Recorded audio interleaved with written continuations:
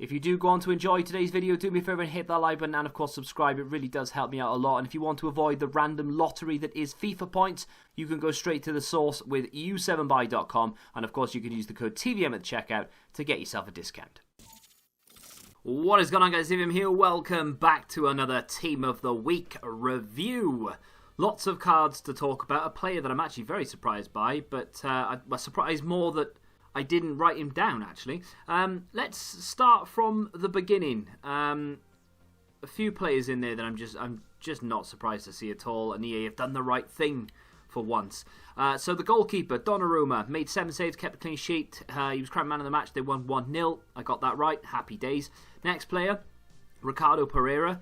Again, I think he had almost the same dynamic image on the last card.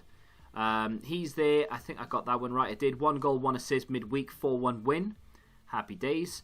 A card I've been waiting for and I've actually given up on, which is either Akabi or Asabi. I didn't get this one right. I will have a look to see what he did, because there has been so many weeks that he has deserved to have an inform, but it's either Immobile or someone else has overtaken him, or they've just completely neglected Lazio and they've given it to no one. But I'll be interested to see what they've given it to him for. I do really like the card. I think with a shadow in particular, absolutely phenomenal.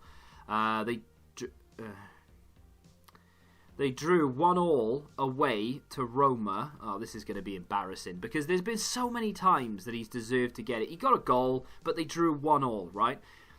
That is irritating, because there have been other times where he's got a goal, man of the match, kept a clean sheet, nothing. And other times where he's got like 2 assists, clean sheet, nothing. This time, conceded a goal, scored a goal, we'll give him an inform. It's just irritating. I don't understand. Nacho Fernandez, I mean, I'm happy he's there, by the way. He needs a shadow big time, because that pace just isn't it. But the strength and the defensive stats, I like him. I like him a lot. Nacho Fernandez does deserve to be there. I wrote that one down. I'm not saying that if I don't get a player right, like, he doesn't deserve to be there. I'm just saying I did write it down. 1 goal and a clean sheet. There you go. That makes sense. 1 goal and they kept a clean sheet and they won 1-0. That makes more sense than not keeping a clean sheet, scoring a goal and not winning the game. Goretzka. I think we all knew this was going to happen. 1 goal, 1 assist, 5-0 win for Bayern. Is there just the one Bayern player? Just the one Bayern player. That doesn't surprise me, really. Very, very rarely will they put 2 from the same team in there, unless there's either like 2 games in 1 week, or unless there is a massive, massive scoreline, which there was in Italy, but they've only given 1 inform. We'll get to him. Jordan Henderson is there. Very happy about this. Going to buy him straight away, hoping he's around 30k. 1 goal, 1 assist, 2-1 win, of course. Liverpool back in action tonight, actually, so that will also count towards next week's Team of the Week, although I think Liverpool play Southampton on Saturday, so, and obviously the rest of the Premier League. But yeah, Mole, happy about this card as well, actually. For an 84 rated card, he looks really good. His first inform was really good. This looks even better, obviously. Where is he? I've got it written down somewhere. Mole. A lot of you don't care, but I want to know what he did. There he is. 1 goal, 1 assist. There's a lot of those knocking about. 2-1 win again in Montpellier. This one I didn't have written down for Dortmund. I thought maybe Marco Reus, 1 goal, 1 assist, man of the match. Interesting that they gave it to Mole for 1 goal, 1 assist. They gave it to Jordan Henderson for 1 goal, 1 assist. They gave it to Goretzka for 1 goal, 1 assist. Marco Reus, 1 goal, 1 assist, and man of the match. Nope, won't give it to him. We'll give it to Guerrero instead. Okay, let's go and have a look to see what they gave it to him for. I always come across as salty in these videos, because they very rarely get it right. They never really make any sense. They often choose players that arguably could be... I mean, they choose players sometimes that very loosely based on the criteria. You know, like they set their own criteria, sure. But Guerrero, 1 goal and a 5-1 win. Sancho, goal, assist, nothing. Reus, goal, assist, man of the match, has a headliner card, nothing. Hummels, assist, and he hit the bar, nothing. Haaland, informed this week, fair enough. So they're giving it to Guerrero. I'm not necessarily complaining, because I feel like he's got a goal in a win, in a big win for the team. It kind of makes sense, but if Reus has a headliner, what I would have done if I was them was said, look, Royce is now in form. Headline has been upgraded. Bosh, there you go. What harm is that doing? None whatsoever. It's doing no harm whatsoever. But that's just my opinion. We now have to wait another week, maybe even another week and another week for Royce to do something. Just upgrade them. They just seem afraid to upgrade cards. They give dynamic cards out and then they're afraid to upgrade them. It's really irritating. Although, I will say, credit where it's due, Alassane Pla has a headliner card, and he got 2 goals. He got man of the match. They won 3-1, and they've given him an inform. And he was one of the ones that was free because he was an objective. So, big fan of that. Ilicic, yet another card who has a headliner, and they've gone out and given it to him. To be fair, a little bit difficult to deny him a hat-trick in a 7-0 win. This is the game I'm talking about, though. Not surprised in the slightest, but they only gave it to 1 player from Atalanta, where they could probably have chosen maybe 2. 2 very deserving players. But still, it is what it is. And Insigne, last player from the starting 11. I'm just having a look at the reserves for some reason. Last player in the starting 11. Left wing. Let me go have a look to see. I mean, he did play left wing. I think I wrote down 1 goal in a 2-1 win over Juve. Reason for that, of course, is because of the occasion. So, in this instance, I don't have as much of an argument. Like I'm saying, he's only got 1 goal in a win. Well, Guerrero got 1 goal in a win, so, you can't have it one way and not the other. This is a big fixture, Napoli were never meant to beat Juventus. No one had them, apart from maybe some Napoli fans and maybe some Juve fans. No one would have said, yes, I fancy Napoli to beat Juve. Juve top of the league, Napoli mid-table. It just didn't look like it was going to go that way, but there it is. That I can get behind. He got man of the match. He got the goal. It was essentially the winning goal because Ronaldo scored one in the 90th, so it was Insigne's goal that won the game. And it just makes sense. But when it comes to the likes of Guerrero of Dortmund, it doesn't make an awful lot of sense. And I would argue that he should be a left wing back. No? Left mid? Do they? I mean, what system? That's another thing about FIFA. Really, they need to update their positions. You should be able to convert a left back to a left mid. Left back, left wing back, left mid, because there are certain formations you can use. So, for instance, a 3 at the back formation, which is essentially what Dortmund used in their win. If you go and have a look at Dortmund's formation.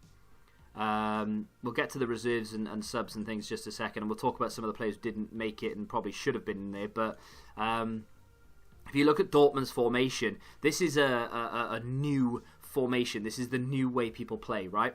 So you set up with 3 at the back. In attack, you have your Guerrero and your Hakimi going forward and joining the attack. So you essentially then go to a 4-2-4. But then in defence, you drop into a 5-back. But unfortunately, FIFA is so one-dimensional. You can tell them to do that with instructions. They've added that in now, and it does work. If you play 3 at the back, you can turn them into a 5 at the back, which is really good. However, you are forced to play people who are left mid, right mid, and they don't have the defensive stats that arguably they should have. If for instance, they make Guerrero a left wing back in FIFA, and then they boosted his defensive stats by 10 and his physical by 10, then all of a sudden, I can play him as a left back or left wing back, and then I can have him going forward as well. So in my opinion, in FIFA 21, for instance, they should introduce either a way for you to convert left backs to left mids, or have them have 2 positions on the same card. I think that would make it a lot more enjoyable. To be fair, I think arguably, and there might be a way to expose this, I think there should be recommended positions on the cards, but not fixed to. So, for instance, if I want to play Ronaldo at centre-back, I should be allowed to do that, maybe with a bit of a hindrance on his stats, but he has bad defending, right? So it's not like if I put Ronaldo in real life as a centre-back, he'd all of a sudden become terrible. He just wouldn't know how to play as a centre-back, right? So I think you should be able to play whoever you want, wherever you want, but they just won't be good at doing what they are meant to do in that position. Does that make sense? Probably not. So the reserves, Dragowski is there. I think I wrote that down. No, I didn't. I went with the Union Berlin goalkeeper. Made 7 saves, kept a clean sheet, man of the match. 2-0 win. They didn't go with any Union Berlin players, interestingly enough. I'm not going to have a look to see what Dragowski did. Newcastle centre-back, I'm going to take a very brief look because I don't remember seeing anything of this. Newcastle, where are you? Oh, God, they've done it again. 2-2 against Everton. And he... What? Oh, he came off the bench. Well, okay, fair enough. I'm not going to... Yeah, of course. I don't know why I didn't include that. That is definitely fair enough. 2 goals in 2 minutes for him off the bench. I'll let that slide. I won't argue about that one. I was about to kick up a fuss then, but it's fine. Totw, that's the player I was talking about. I'm happy to see him there. Didn't even think he'd make it. He got a couple of goal contributions on the weekend. I like him in real life. Not so much for FIFA, but I do like him in real life. Redmond is there. I picked him up. 1 goal, 1 assist, 2-0 win. We've got Thomason. I think I picked him up as well. Yeah, 1 goal, man of the match, 3-1 win. I don't even know why, but I just fancied that. De Jong of Sevilla. I've not written that down. I'm not going to look to see what he did, but he's there. Labber, Kleiber, Anselmo, Gurla, Tony, and Colidio? No idea. Players they've missed out on then. Neymar could have got in there. We've already talked about Marco Reus. Bit of a shame. They could have given it to Sancho. Big shame there. Kostic, a player who I definitely think deserved... I mean, a Frankfurt player, in my opinion, deserves to be there more than a couple of the others. For instance, they beat Leipzig, who are one of the top teams in Germany. They beat them 2-0. And not a lot of teams can say they've done that this season. Kostic with a goal in the Man of the Match award, not given. This is where they should start bringing in the likes of SBCs or objectives for Team of the Week players. Once a week, there should be 1 SBC or 2 SBCs or a player pick for like 4 or 5 different ones repeatable, so you can go back and however many times and complete the one you want. And there should be 1 as an objective like there is every Friday. So every Wednesday we have him in packs. We have a new objective, a player to go out after each week.